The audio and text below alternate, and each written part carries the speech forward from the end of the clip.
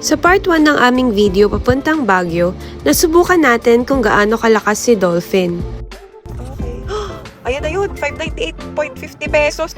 Binasic lang ni Dolphin ang kinot. Pero we played it safe. Nag-charge kami. At ngayon pa uwi, we're taking a risk. At ang challenge namin, kaya ba naming umuwi without charging? Plus, may detour pa and 11 hours naka-on lang yung car. Kaya ba ng isang 100% na fully charge? Let's see kung aabot kami.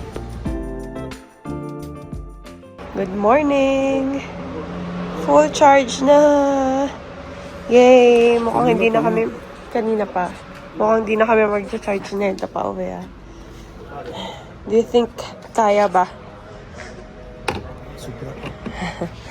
Super lamig. We're going to Palengke. We're gonna walk. Kinain yung pet ko dyan sa lugar mo. Morning walk muna kami for breakfast. And of course, hindi mawawala ang strawberry shortcake.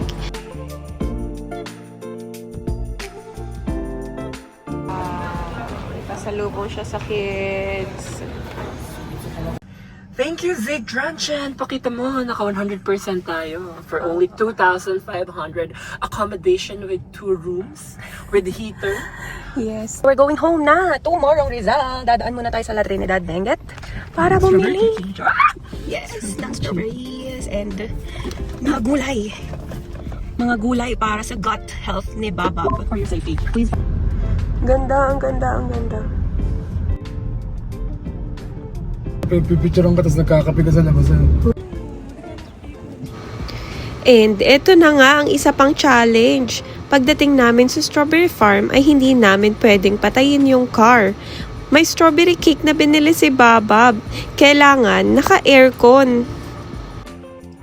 Nagpasabay na rin ako ng strawberries para makamenos kami sa toll fee. Marami rin kaming biniling gulay, so dapat naka-standby lang yung car every stop. Kakayanan pa rin kayang makauwi without charging? Oh my God! Isa't kalahating oras tayo nag-idle. Sa kalahati? Yes.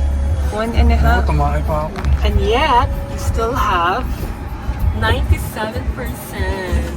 From ilan? 99? 100. 99. 99 ba kanina? So, walang patayan. Makina. Grabe, from 95 na din 97 na. Wala pa tayo sa pinakababa. Bakit ganun? Eh, nagcha-charge pag nagpipiri na. Oh. Talaga? Oo. Nag-charge siya pag pre-preno? Oo. Hindi ka ng mga normal na sasakyan. Mamaya, magna 99.5. Kaya libre pa baba. Habang pababa, something amazing happened. Naging 100% ulit ang battery. That's regenerative braking. Nagcha-charge habang umaandar. 100 na. 100 na. Oh my. Baka may battery ka pa dyan para ma-charge. Ang galing. 100% na oh. Pauwi tayo. Ilan yan kanina? 97? 95. 95, grabe.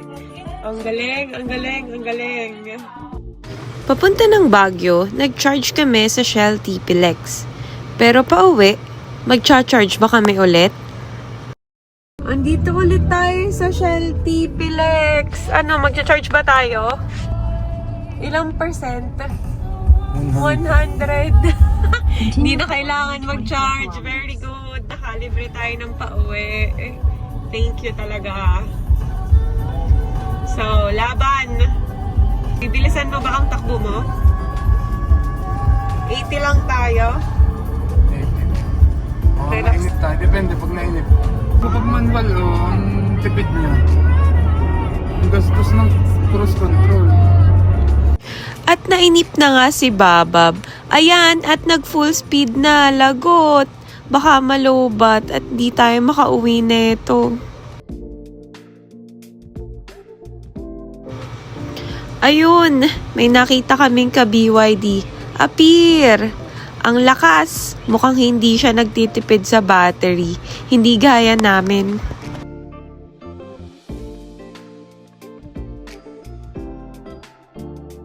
Lunch break! Saan na to? Petron TPLX southbound. 81%. Nice. Alright, lunch muna. Iwan namin siyang bukas dahil madaming strawberries sa loob. And may strawberry cake. Okay, 81%. Iwan natin. Kain muna tayo. Lunch. Ang angas naman. Nagcha-charge siya. Dahil kami ay nakalibre ng charging. Let's go! Bili tayong coffee. Nai-idle natin ng 40 minutes. Tapos yung aircon 22 degrees. Okay. 79%. Ilan kanina? 82? 81. 81. 2% lang. Ako naman ang nag-drive at nakatulog ang mga kasama ko. Super gaan i-drive kahit long trip, hindi nakakapagod. Good evening! Nakapag-coffee na kami. Ginabi na rin kami. Ilang hours tayo nag-idle? Siguro mga 2 hours, no? Ilang percent na yan, Bob? 58%. 92 kilometers pa ang tatakbuhin namin. Papuntang Morong. Suruin na yan. Okay. Laban. Marcos Highway at 43%. 39%. Antipolo Sumulong Highway. 61% lang ang nagamit natin na uwi ka taga Antipolo at pauwi ka galing Baguio. 60% lang ang magagastos. Take note, may stopover pa yan. Zigzag Antipolo. Kalma lang. Wala na tayo sa Baguio. Wala na tayo sa Cannon Road, Babab. Turn right. Zigzag road. 17 minutes pa uwi. 7.9 kilometers pa. And we are at 37%.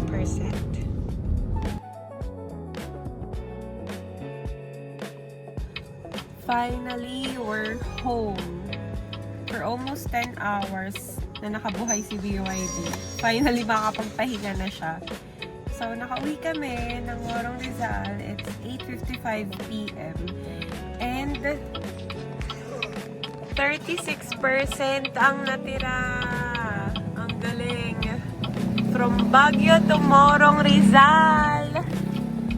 36% ang natira. So, that's 64%. Thank you so much, BYD Dolphin. Galing, ang galing, ang galing. Home sweet home. This just proves ang EV like BYD Dolphin is not just for city driving. Reliable siya, tipid, and kayang-kaya ang long trips. Sana ay napanood nyo rin ang part 1 ng aming video paakyat ng Baguio. And hope you like this and subscribe to our channel for more EV adventures. Akin mais yan ah. Tamis ba? Sarap ng kamatis. Ang tamis ng kamatis.